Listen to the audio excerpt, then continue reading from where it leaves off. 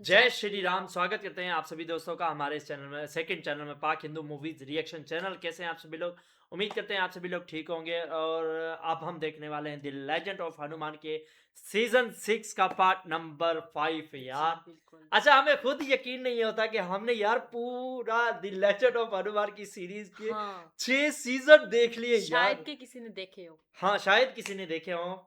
तो फाइनली अच्छा, ये मुझे पता है कि हमने इस सीज़न को कंप्लीट कैसे किया यार। हुँ। इस 6 के 6 सीज़नों को कैसे कंप्लीट किया। और मतलब कि मतलब कि यूट्यूब की हमने पॉलिसियों का भी ध्यान में रखा।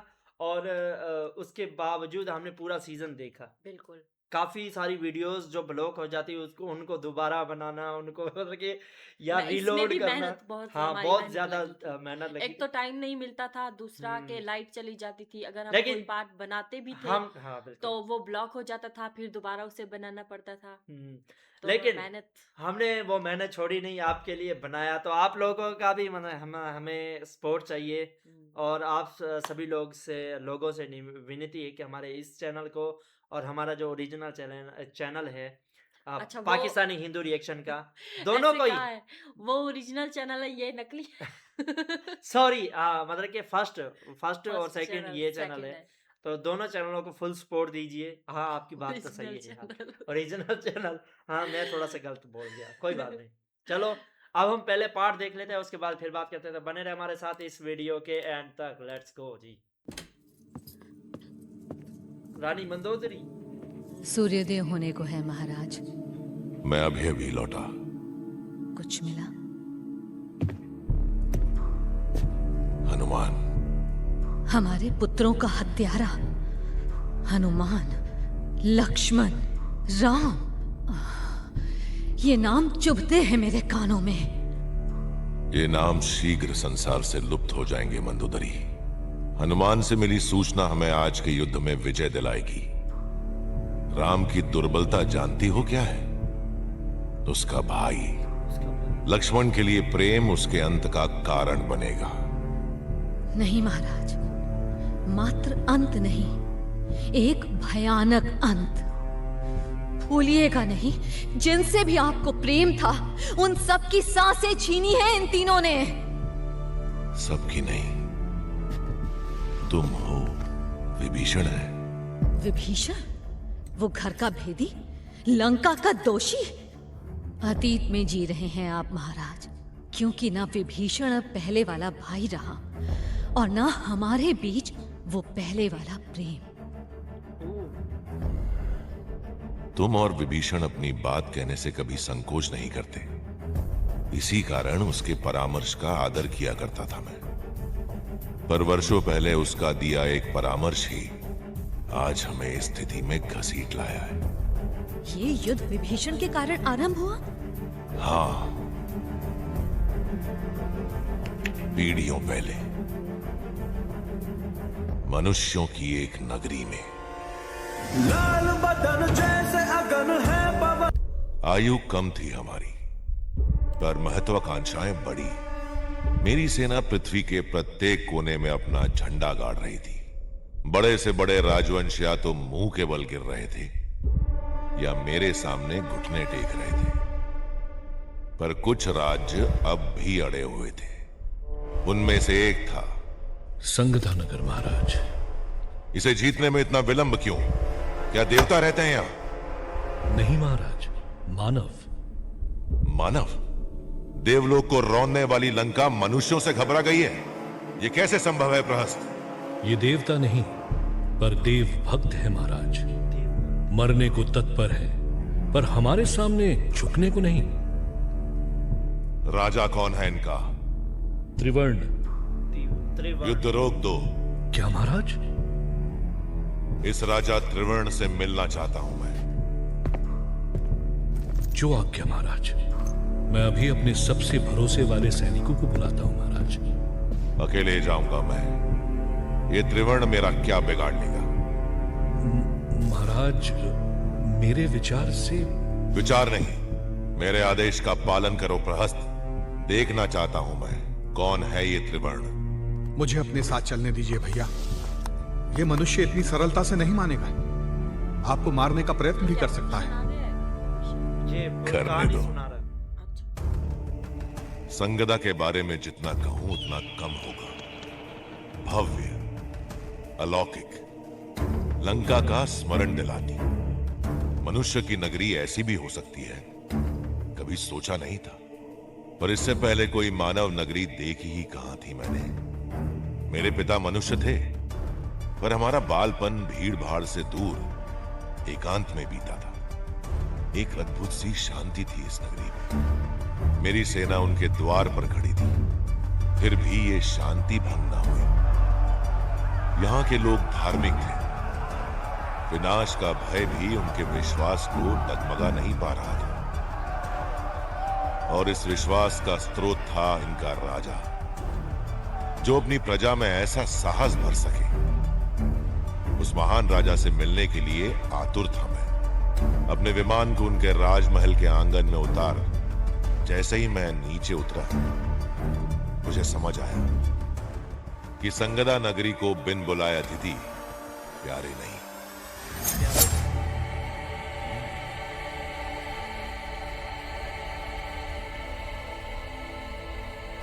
संगदा की पावन धरती पर पांव रखने का साहस कैसे किया तुमने, राक्षस सम्राट? रुको सेनापति। पर महाराज, ये लंका का दुष्ट राजा रावण है। यहां स्वयं चला है मरने। अब यह हमारा बंदी है। महान रावण को आज तक कौन बांध पाया है सेनापति? मेरे घर कैसे आना हुआ लंकेश? आपके लिए भेंट लाया था महाराज। बदले में आपसे एक छोटी सी भेंट करना चाहता था। ऐसे उदार प्रस्ताव को भला मैं कैसे मना कर सकता हूं? आइए। धन्यवाद। ये लो लड़के, ध्यान रखना इसका, संभाल कर, भारी है। मैं इतनी भारी। अतिथि के लिए भोजन की व्यवस्था की जाए।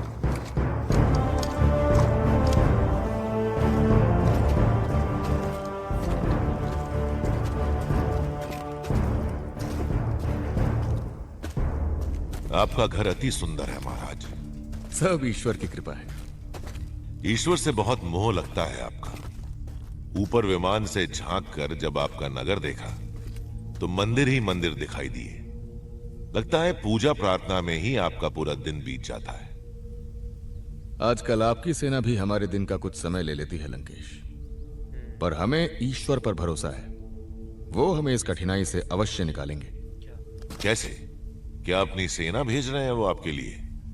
ऐसा है तो उनसे कहिए शीघ्र करें, क्योंकि प्रातः काल तक मेरी सेना आपका द्वार गिरा चुकी होगी और मेरे राक्षस आपकी प्रजा को नोच खा रहे होंगे। तो इसलिए आए हैं आप इधर, मुझे डरा धमकाकर मुझसे समर्पण करवाने? सुनिए, इस शांति को ध्यान से सुनिए।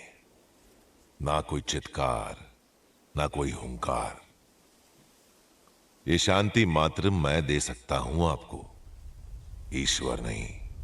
आप अपने आप को ईश्वर से बढ़कर मानते हैं? आपका और आपकी प्रजा का जीवन इस समय मेरे हाथों में है, ईश्वर के नहीं। ऐसी शक्ति किस काम की जो मात्र सर्वनाश का सोचे? सर्वनाश से बचने का ही मार्ग दिखा रहा हूं आपको। संगदा सुरक्षित रहेगा। आपको मात्र मेरे प्रति अपनी निष्ठा का एक छोटा सा प्रमाण देना होगा। प्रमाण? वो वृक्ष देख रहे हैं, उसका एक आम तोड़िए और मेरे हाथों पर रख दीजिए। आपके समर्पण का प्रमाण मान लूंगा इसे। एक आम के लिए आप अपनी पूरी सेना पीछे हटा लेंगे? वचन देता हूं, अपने जीवन काल में मानव जाति से मिलने की ना तो मुझे इच्छा हुई और ना आवश्यकता, पर आप में, संगदा के लोगों में एक तेज है जो मुझे भा गया है। लंका के मित्र बन जाइए और देखिए मैं आपको किन ऊंचाइयों पर पहुंचा दूंगा। राक्षस और मानव की मित्रता कभी किसी ने सोचा भी ना होगा। पूर्वजों की संकीर्ण सोच के घेरे में चलते रहे। वो भेड़ बकरी नहीं है आप और मैं। हम वो हैं जो अपने हाथों से अपना भाग्य रच सकते हैं और कोई हमें नहीं रोक पाएगा। और युद्ध चाहते हैं आप? कब बुझेगी आपकी रक्त की यह प्यास? जब तीनों लोग मेरी मुट्ठी की जकड़ में होंगे तब हो सकता है। वाम अब भी पेड़ पर लटका है महाराज, तोड़िए उसे, बन जाइए मेरे मित्र। और मैं ऐसा ना करूं तो वो बहुत बड़ी मूर्खता होगी, और आप मूर्ख नहीं। लंका की सेना के सामने बड़े से बड़े राज्य सूखे पत्ते की भांति कांपते हैं। मेरी मित्रता से भला आपका क्या लाभ? तो आपका मानना है आप मेरी मित्रता के योग्य नहीं? नहीं महाराज, मेरा मानना है कि आप जैसे क्रूर हत्यारे के साथ मित्रता कर मैं अपनी प्रजा के योग्य नहीं रहूंगा। अपने शब्द सोच समझकर चुनो त्रिवर्ण। तुम्हारी इसी प्रजा का जीवन संकट में है। इस मुखौटे के पार देख सकता हूं मैं लंकेश। युद्ध आपके लिए पड़ाव तक पहुंचने का साधन नहीं, युद्ध ही आपका पड़ाव है। विजय प्राप्त करने के बाद की शांति आपको विचलित कर देती है और एक नया कारण ढूंढ लेते हैं आप, एक नए युद्ध का। पर आप चाहें तो अब भी सुधर सकते हैं, सुधार कर सकते हैं। सुधर सकता हूं, सुधार कर सकता हूं। एक शासक का काम सुधार करना नहीं, युद्ध भूमि में उतरना है, जीतना है, चाहे उसके लिए कुछ भी करना पड़े। मैं ये नहीं कर सकता लंकेश, पर एक वचन दे सकता हूं। अपनी तलवार सदा के लिए त्याग दीजिए और मेरी मित्रता आपकी। ईश्वर से बड़ा बनने की इच्छा रखते हैं ना आप? संसार को अपनी हिंसा से मुक्ति दिलाइए और फिर देखिए कैसे आप देवताओं से भी अधिक पूजे जाते हैं। बातें बड़ी बड़ी करते हो, पर इतना भी नहीं जानते। सही कहा। अपनी तलवार त्यागते ही शत्रु की तलवार गला काट देती है। तोड़ लो ये आम, अपनी नहीं, अपनी प्रजा की रक्षा के लिए। और मेरे धर्म की रक्षा? धर्म कहता है कि पाप का अंत करो, ना कि उससे मित्रता। धर्म अधर्म, पाप पुण्य, बालपन की ये कहानियां महाराजाओं के मुख पर शोभा नहीं देती। आदर्शवाद सीमा पार कर दे तो मूर्खता कहलाता है त्रिवर्ण। भाई बहुत ही कमाल का पाठ। अच्छा, रावण ने ये कहा था रानी मंदोदरी को कि ये विभीषण की वजह से युद्ध हुआ। विभीषण जी की वजह से कैसे युद्ध हुआ? मतलब वो मतलब उसने ये कहा कि विभीषण जी जो है वो हनुमान श्री राम जी के पास मतलब सेना की तरफ चले गए ना, तो उन्होंने सब नहीं, भड़काया है। तो उन्होंने भड़काया नहीं, हाँ। उन्होंने महाराज त्रिवर्ण की मतलब की कहानी शुरू की है। मतलब कि अभी तो हमने अधूरी कहानी देखी है ना, पूरी तो नहीं देखी। तो अब हम आगे देखेंगे कि वो मतलब कि किस वजह से मतलब कि विभीषण जी का नाम लिया रावण ने। तो मतलब कि रानी मंदोदरी भी मतलब कि ये समझ नहीं पा रही थी कि अच्छा। विभीषण जी कैसे मतलब कि इस युद्ध का कारण बन गए। अच्छा, जो हमने ओल्ड जो रामायण देखी थी उसमें जब सब जो रावण के बेटे मर जाते हैं तो रानी मंदोदरी जो है वो बहुत ही ज्यादा रोती है और रावण को नहीं मतलब बहुत ही सुनाती है कि तुम्हारी वजह से ये सब कुछ हाँ, हुआ है। अगर तुम और अपना अभी भी सुना तो रही थी, अहंकार अगर तुम अपना छोड़ देते तो ये सब नहीं होता। नहीं होता। उसमें मतलब रानी मंदोदरी इसमें तो ये कह रही है ना कि मेरे बेटों के हत्यारों को भी वैसे हाँ, मारो। किसी को भी जिंदा नहीं मत हाँ, छोड़ना। उसमें तो हाँ, ऐसे नहीं एक कहा और था। बात भी कही थी ना। ओल्ड रामायण में ऐसे नहीं कहा था। हाँ, ओल्ड रामायण कहा वो तो नहीं था, बहुत ही अभी हमने अच्छी थी। देखी भी तो नहीं है ना उसको अच्छी थी, इतनी। इसमें तो कह नहीं रही है ना नहीं, वो। एक मिनट ना, तुम बात इसमें समझो को बात को।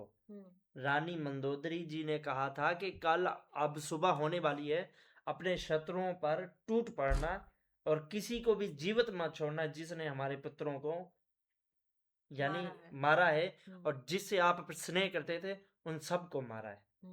लेकिन रावण जी ने कहा था कि सबको तुम भी बैठी हो जिसको मैं बहुत प्रेम करता हूँ, विभीषण बैठा है जिसको मैं बहुत प्रेम करता हूँ। तब रानी मंदोदरी जी ने क्या कहा कि वो तो घर का भेदी, वो आप उससे क्यों प्रेम करते हैं। फिर तब जाके रावण जी ने ये कहानी सुनाई कि ये मतलब कि युद्ध विभीषण जी ने पहले उनको चिता दिया था कि आप ऐसा मत करें, एक दिन ये हम पर ही मतलब कि हावी हो जाएंगे। और मतलब कि अभी तो यार अब हम आगे देखेंगे ही, मतलब कि ये महाराज त्रिवन की मतलब कि स्टोरी फुल देखेंगे, उसके बाद कुछ कह सकेंगे ना। तो भाई ये पार्ट यहीं तक था। आगे हम देख के फिर ही हम कुछ आगे मतलब कि समझ पाएंगे, बोल पाएंगे। तो आपको कैसा लगा आज का वीडियो? उम्मीद करते हैं आप सभी को हमारी वीडियो पसंद आई होगी। तो वीडियो पसंद आए तो वीडियो को लाइक कीजिए, शेयर कीजिए, कमेंट करना मत भूलिएगा। मिलते हैं नेक्स्ट वीडियो में, तब तक के लिए जय जय श्री श्री राम।